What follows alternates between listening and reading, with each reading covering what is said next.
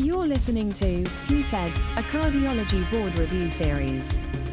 No fluff, just facts. This episode is about atrial septal defects. We'll talk about the types of ASDs, physiology and presentation, imaging features, and when to intervene. Let's start with the types. There are 4 anatomic ASDs: secundum defect, primum defect, sinus venosus defect, and coronary sinus defect, in decreasing order of prevalence.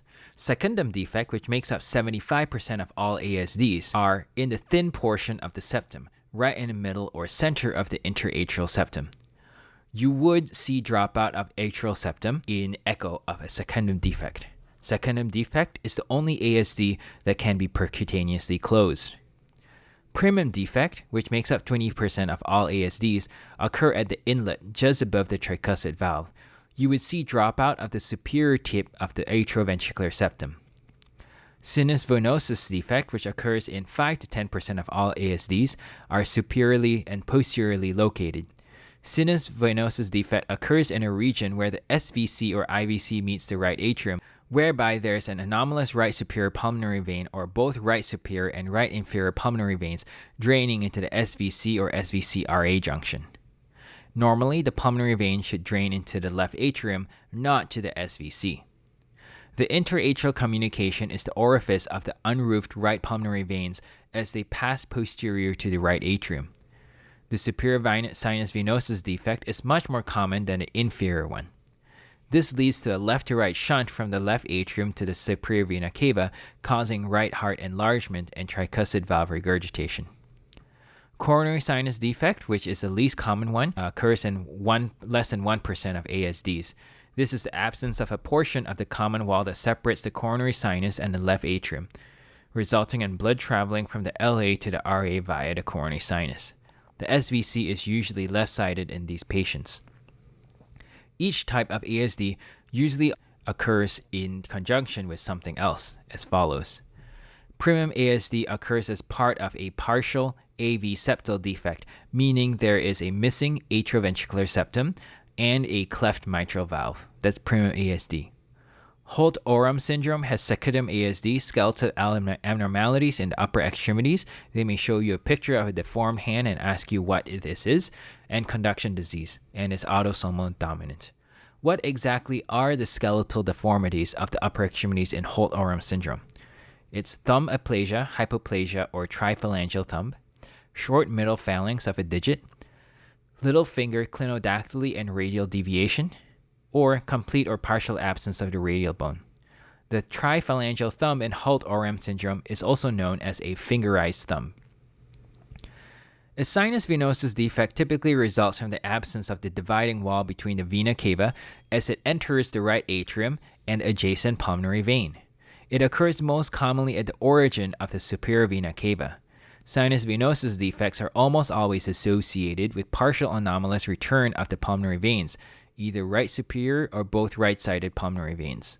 Because of the location of this type of atrial septal defect, traditional TTE often misses the defect, so TEE, CT, or MR imaging are often required to make the diagnosis of sinus venosus defect. There's no way to diagnose secundum ASD prenatally due to the presence of the patent foramen ovale. Other than using color Doppler to identify the shunt, you need to look at the RV and RA size and degree of tricuspid regurgitation. You must image ASD perpendicularly to the septum to avoid dropout. The subcostal imaging window is best for demonstrating ASD. Because TTE cannot adequately visualize all types of ASDs, especially those at the superior and posterior rims, cardiac MRI is usually needed. In terms of other imaging, chest X-ray of a patient with secundum ASD will have dilation of the main pulmonary artery, enlargement of the right ventricle, and a generalized increase in pulmonary vascularity. Right atrial enlargement may be present. Although chest X-ray of a patient with secundum ASD may be similar to chest X-ray of a patient with mitral stenosis, in a patient with mitral stenosis, the chest X-ray will have left atrial enlargement and redistribution of pulmonary blood flow with dilation of upper lobe vessels and constriction of the vessels at the lung bases. Whereas in secundum ASD, there is significant left to right shunting, so all pulmonary vessels, including those at the bases, are dilated. On ECG, secundum ASD exhibits right axis deviation of the QRS complex. Primum ASD exhibits left axis deviation of the QRS complex. Sinus venosus ASD exhibits left axis deviation of the P wave. Now let's talk about the physiology and presentation. Left to right shunt at the atrial level causes right heart enlargement, and the resting pulmonary overcirculation can cause pulmonary hypertension. The right ventricular dilation can cause tricuspid annular dilatation. Children with ASDs tend to be underdeveloped physically and prone to respiratory tract infections. Most children appear asymptomatic from ASDs, with only rare individuals experiencing dyspnea and easy fatigability. ASD can be asymptomatic until adulthood because early in life there is left to right shunting from the LA to the RA, placing a volume load on the right side cardiac structures and pulmonary circulation, which is gradually less and less well tolerated over the years until it results in symptoms: pulmonary hypertension, RV failure, and Eisenmenger syndrome. This is how you can have ASD patients first turn up in their 30s. Milder cases will manifest as exercise intolerance and palpitations in adults, with a detection of a heart murmur. Auscultation of ASD will reveal a wide fixed splitting of S2 and a systolic murmur of increased flow across the pulmonic valve, or a mid-diastolic rumble of increased flow through the tricuspid valve. In a patient with unexplained RV hypertrophy and elevated RVSP, if a bubble study shows no evidence of interatrial shunting, that does not necessarily mean there is no ASD, because bubble study TTE does not exclude all types of ASD. It does not exclude sinus venosus ASD, which tends to also have partial anomalous pulmonary venous return. Now let's talk about intervention and when to intervene. ASD closure has a class 1 indication in symptomatic patients with a left to right shunt that is significant, meaning a QPQS of more than 1.5, and with right heart enlargement. But you have to first make sure that their pulmonary vascular resistance does not exceed 1/3 of systemic vascular resistance, and their pulmonary arterial systolic pressure, PASP, does not exceed 50% of systemic blood pressure. This is identical to the criteria for VSD closure, except for ASDs, it is right heart enlargement, whereas in VSDs and PDAs, it is left heart enlargement. It is a class 1 indication to close ASDs if there are symptoms with this criteria, and class 2A if there are no symptoms. Let's take a look at the exact wording from the 2018 Congenital Heart Guidelines. In adults with isolated secundum ASD causing impaired functional capacity, i.e. symptomatic, right atrial and or RV enlargement, and net left to right shunts sufficiently large to cause physiologic sequelae, for example, a pulmonary systemic blood to flow ratio, QPQS, of at least 1.5 to 1, without cyanosis at rest or during exercise, transcatheter or surgical closure to reduce the RV volume and improve exercise tolerance is recommended, provided that systolic PA pressure is less than 50% of systolic systemic pressure, and pulmonary vascular resistance is less than 1/3 of the systemic vascular resistance. That's a class 1 recommendation. So that's exactly what we talked about. Now, in asymptomatic adults with isolated secundum ASD, right atrial and RV enlargement, and net left to right shunt sufficiently large to cause physiologic sequelae, QPQS of 1.5 to 1 or greater, without cyanosis at rest or during exercise, transcatheter or surgical closure is reasonable to reduce RV volume and or improve functional capacity, provided that systolic PA pressure is less than 50% of systemic pressure and pulmonary vascular resistance is less than 1/3 systemic resistance. That's a class 2A recommendation. When the left to right shunt of ASD has a QP to QS of more than 1.5 with right heart enlargement, percutaneous transcatheter device closure improves New York Heart Association functional class in patients who are symptomatic, and it improves exercise capacity in patients who are asymptomatic. If PASP exceeds 50% of systemic pressure and pulmonary vascular resistance exceeds 1/3 of systemic resistance, the guidelines still allow for ASD to be closed, but just more reluctantly so, as a Class 2B recommendation. This is the same policy for VSDs, AVSDs, and PDAs. Percutaneous or surgical closure may be considered for adults with ASD when net left to right shunt ratio, QPQS, is 1.5 to 1 or greater, PA systolic pressure is 50% or more of the systemic arterial systolic pressure, and or pulmonary vascular resistance is greater than 1/3 of systemic resistance. That is a Class 2B recommendation. But they put a hard stop in not allowing ASD closure if PASP exceeds 2/3 of systemic pressure, pulmonary vascular resistance exceeds 2/3 of systemic resistance. That is the same policy for VSDs, AVSDs, and PDAs.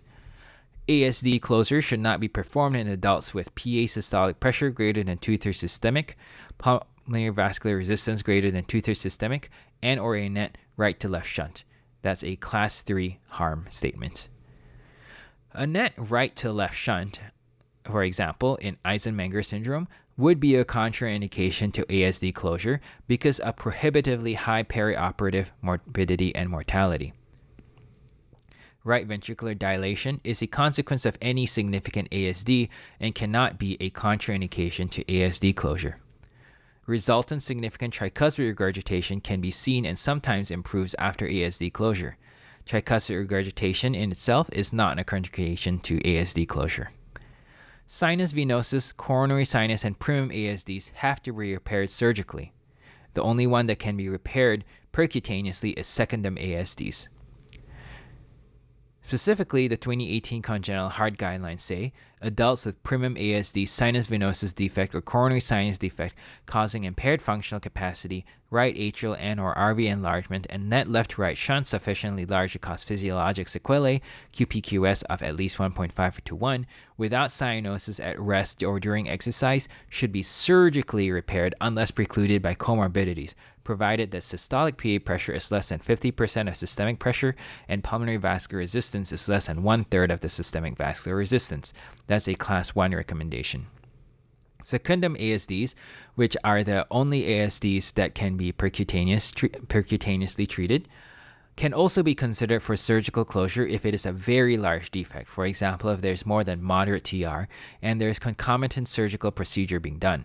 Specifically, the 2018 Congenital Heart Guidelines say surgical closure of a secundum ASD in adults is reasonable when a concomitant surgical procedure is being performed and there's a net left-to-right shunt sufficiently large to cause physiologic sequelae. For example, QPQS of 1.5:1 or greater, and right atrial and RV enlargement without cyanosis at rest or during exercise. That's a class 2A recommendation. There is improved visualization of atrial septal anatomy with intracardiac echo, or ICE, compared with TEE because ICE catheters placed in IVC and advanced to the right heart gets close up to the inferior rim of most secundum ASDs. This is an area not seen well with TEE. ICE has very high spatial and temporal resolution, as a close proximity to the structures being imaged allows for use of higher frequency transducers than are typical for TEE. 3D imaging is available in both TEE and ICE, but the spatial resolution and volume size is low with ICE. After ASD closure, endocarditis prophylaxis is appropriate for the first 6 months while the device endothelializes, but there is no indication for lifelong endocarditis prophylaxis.